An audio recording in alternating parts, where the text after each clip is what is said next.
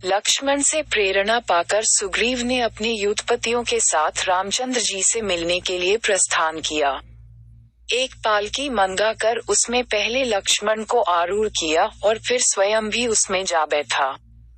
शंखों और भेरियों की ध्वनि करते हुए सहस्त्रों वीरों के साथ सुग्रीव वहां पहुंचा जहां श्री राम निवास कर रहे थे। लक्ष्मण को आगे कर और हाथ जोड़कर विनीत भाव से सुग्रीव श्री राम के सम्मुख खड़ा हो गया।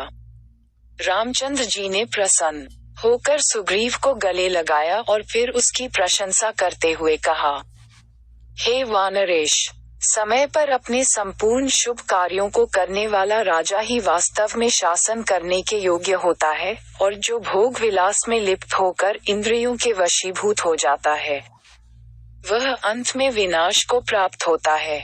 अब तुम्हारे उद्योग करने का समय आ गया है, अतएव तुम अपने मति अनुसार जैसा उचित समझो वैसा करो ताकि सीता का पता मुझे शीघ्र प्राप्त हो सके।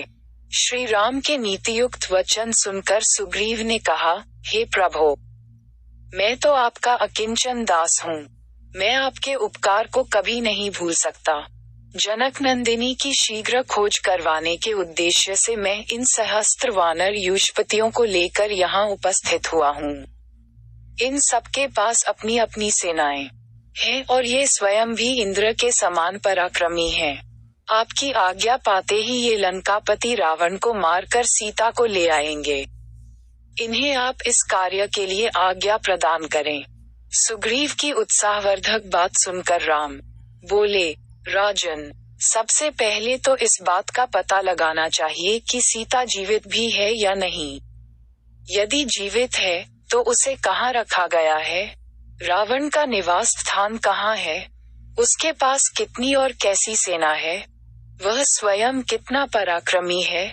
इन समस्त बातों के ज्ञात हो जाने पर ही आगे की योजना पर विचार किया जाएगा। ये कार्य ऐसा है जिसे न मैं कर सकता हूँ और न ही लक्ष्मण, केवल तुम ही अपनी सेना के द्वारा करवा सकते हो। राम के वचन सुनकर सुग्रीव ने अपने युद्धपतियों को बुलाकर आज्ञा दी, हे वीर महारथियों, अब मेरी लाज और श्री रामचंद्र जी का जीवन तुम लोगों के हाथ में है। तुम 10 दिशाओं में जाकर जानकी जी की खोज करो। उन सभी पर्वतों की दुर्गम कंदराओं, वनों, नदी तटों, समुद्री द्वीपों, उपत्यकाओं और उन गुप्त स्थानों को छान मारो जहां उनके होने की तनिक भी संभावना हो। आकाश, पाताल, भूमंडल का कोई भी स्थान छिपा नहीं रहना चाहिए। 1 मास के अंदर जानकी जी का पता मिल जाना चाहिए।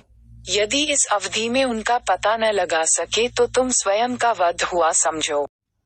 अगर आपको वीडियो अच्छा लगा तो सब्सक्राइब करें और शेयर करें एजुकेशन स्टोरी।